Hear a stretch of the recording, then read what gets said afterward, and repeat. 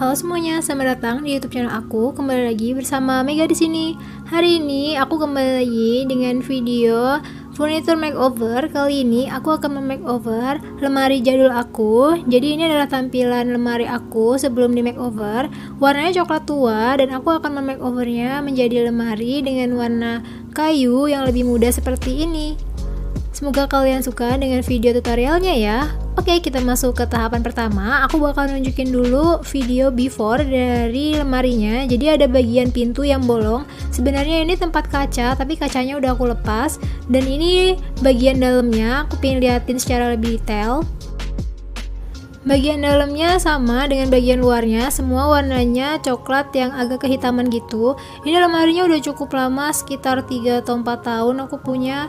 Nah, langkah pertama yang bakal aku lakukan sebelum memakeover lemari adalah mencabut bagian-bagian perintilannya gitu. Jadi kayak misalnya gagang pintunya, tempat kunci, aku bakal cabut-cabutin dahulu. Ini proses yang agak gampang karena cuma pakai obeng aja, tinggal dicabutin baut-bautnya gitu. Setelah itu aku juga cabut pintunya untuk mempermudah proses selanjutnya. Jadi aku cabut bagian engselnya. Jangan lupa untuk dikumpulin ya semua bagian-bagian perintilan tadi, karena nanti bakal dipasang lagi yang masih diperlukan. Kalian bisa taruh di gelas atau misalnya tempat itu, jangan sampai berceceran atau hilang.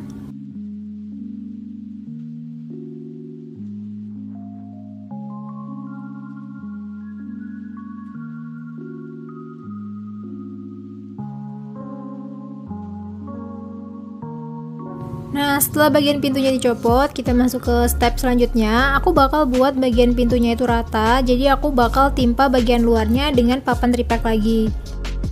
Di sini aku pakai lem kuning untuk merekatkan pintu dan juga papan tripleknya. Kalian bisa pakai paku kalau misalnya kalian nggak ada lem kuning. Tapi aku di sini karena punya lem kuning, jadi aku pakai lem kuning aja. Karena lem kuning ini menurut aku udah cukup kuat untuk merekatkan triplek dengan bagian pintunya.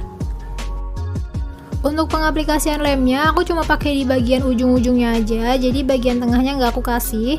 Dan lem ini kalau mau ditempelin satu sama lainnya itu harus tunggu agak kering dulu. Kalau udah agak kering baru nanti ditempelin kayak gini dan ditekan-tekan aja deh. Untuk mempermudah, kalian bisa minta potongin sama bang tukang kayunya. Ini aku juga beli di toko kayu gitu, dan aku udah ngukur duluan di rumah, jadi aku minta potong sama abang tukang kayunya di tempat aku beli. Jadi lebih mudah, sampai rumah tinggal ditempel-tempel kayak gini. Lanjut ke step selanjutnya, yaitu yang paling penting adalah melapisi bagian luarnya. Aku menggunakan lembar PVC dari Lignum Official. Aku pakai kode ya UK20. Untuk linknya nanti bakal aku kasih di deskripsi. Cara pengaplikasiannya masih sama, yaitu menggunakan lem kuning. Jadi pertama oleskan dulu lem kuning di permukaan yang ingin dilapisi dengan PVC seperti ini. Jangan lupa dilapisi lem kuningnya secara merata ya teman-teman, supaya lemnya merekat bagus nantinya. Setelah diratakan secara merata, tunggu agak sedikit kering, baru nanti dilem dengan lapisan PVC-nya tadi.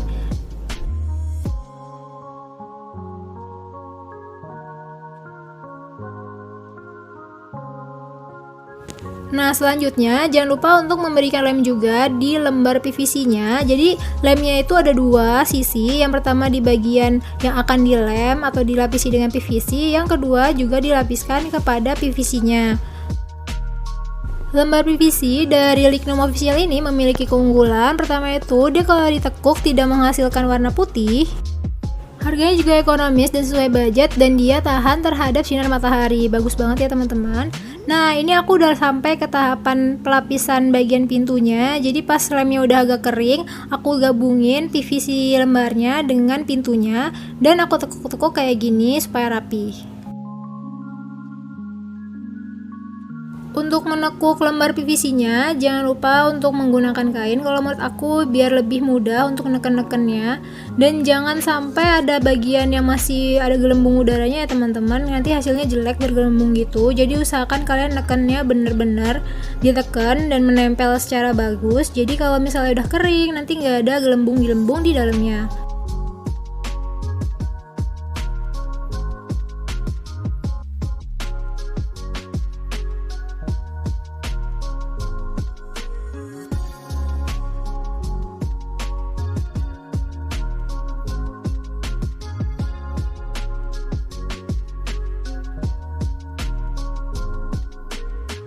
Jangan lupa untuk memberikan PVC sheetnya juga di bagian bawah dan bagian atas ya, jangan bagian samping-sampingnya aja, supaya lebih rapi. Setelah melapisi bagian pintunya, sekarang masuk ke bagian utama yaitu bagian lemarinya yang besar. Tekniknya masih sama, masih menggunakan lem kuning juga, diratakan secara merata dan ditunggu agak kering.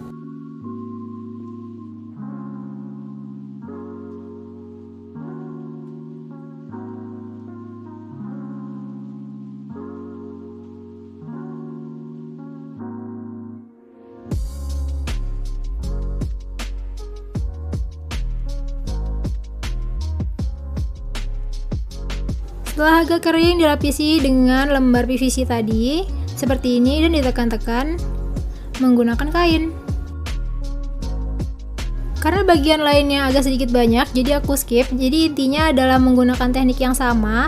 Aku gunakan untuk melapisi bagian tengah-tengahnya seperti ini. Jadi bagian dalam pinggir-pinggirnya, bawah, dan juga bagian sekat-sekatnya, dan bagian pertemuan-pertemuannya aku lapisi dengan lembar PVC tadi.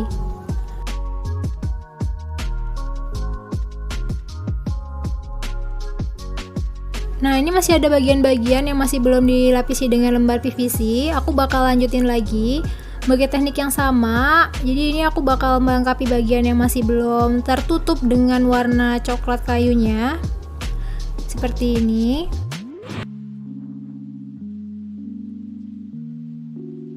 Nah, ini udah hampir selesai. Jadi aku itu nggak semuanya aku warnain coklat. Jadi ada yang aku bakal selang-selingin karena ternyata aku mesennya ukurannya kurang. Jadi ada bagian yang harus aku tutupi dengan warna lain. Jadi ini bagian yang kosong aku sisain. Dan ini bakal aku warnain putih atau aku menggunakan wallpaper putih. Nah, jadi aku beli wallpaper lagi. Ini wallpaper dinding atau wallpaper serbaguna yang udah ada lemnya di belakang, warna putih. Jadi untuk mengimbangi warna yang masih kosong di belakangnya. Jadi ini langsung ditempel aja, karena bagian yang di dalamnya ini kan gak mesti kuat ya. Jadi pasti pakai kayak gini gak masalah. Jadi pakai yang tipis aja menurut aku gak apa-apa kayak gini. Oh ya teman-teman, tapi untuk bagian luar furnitur aku lebih merekomendasikan untuk menggunakan lembar PVC karena lebih kuat dan lebih strong gitu. Jadi kalau misalnya ke baret atau misalnya kesenggol itu nggak langsung ngelopek, beda dengan wallpaper yang warna putih ini ya. Karena memang PVC itu didesain untuk furnitur, jadi nggak gampang rusak atau nggak gampang berubah gitu.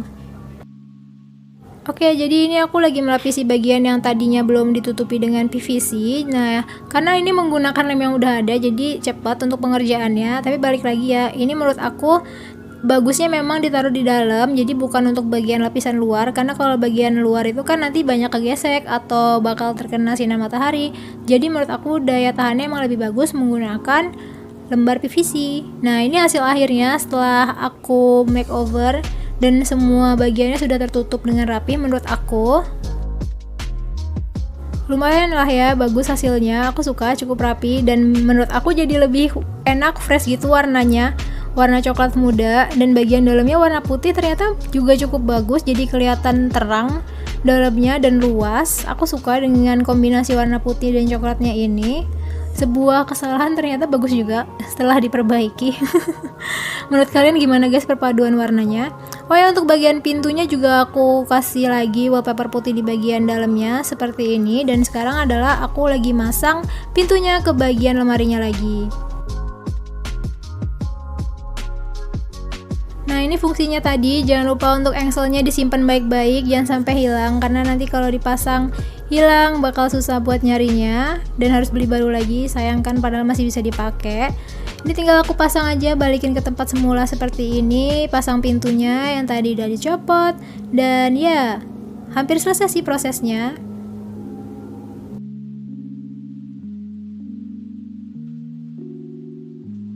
Oke, ini aku udah selesai pasang pintunya, dan aku juga nggak lupa pasang handle pintunya. Ini aku beli murah, satunya cuma 11.200. Nanti aku bakal tulis linknya di deskripsi, silahkan dicek ya.